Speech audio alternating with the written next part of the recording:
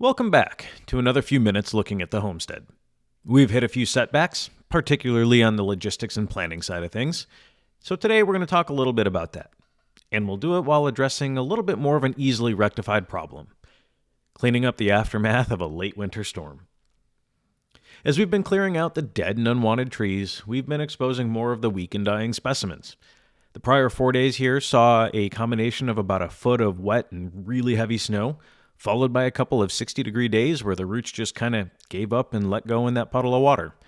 So while Alila checks in on the ladies of the apiary, I'm going to grab the excavator to take some of the weight off that tree and start clearing it. Now, I mentioned at the beginning some setbacks. And that comes down to where our lot is situated and the perpetual post-COVID supply chain problems and lack of staff just about everywhere, it seems. We have a flood relief creek that you saw at the beginning of this video that runs through our property. And about a decade ago, a conservation group was able to get a pretty significant number of private parcels in the area reclassified as wetlands based purely on this water feature. Now, while we aren't anti-conservation, we do want to build on this lot. And it did previously have septic, well, and power utilities, and that should have prevented such an easy reclassification. But here we are. So we shelled out to have soil specialists delineate the areas that are wetlands. And legitimately, about 2.5 of the 10 acres is. That's fine with us. The Army Corps of Engineers even added their concurrence to this delineation. But we then had to have the DNR do a hydrology study on the creek to determine where our base flood elevations are. Can we actually build on it according to the current flooding? This also was something we were confident in, but the flood elevation listed on our map was taken from a lot that was about 2 miles away. We got that study accomplished and updated, and as expected, everything except the creek is above that base flood elevation. But we lost several more weeks to the process. And that sort of catches us up to today, at least from a bureaucracy standpoint. We now need our septic permit in order to build the house and get that full permit issued. And that's kind of where the labor shortage comes in. We applied for the first stage of our permit and got the system design specifications from the health department.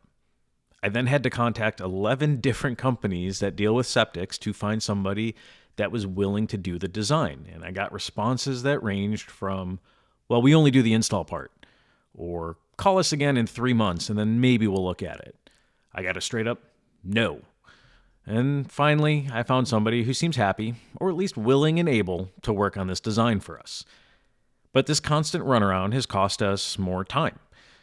Plus, in the Midwest, we're waiting for the end of 11th winter and, the constant teases of spring, and that means we're already behind schedule for the year.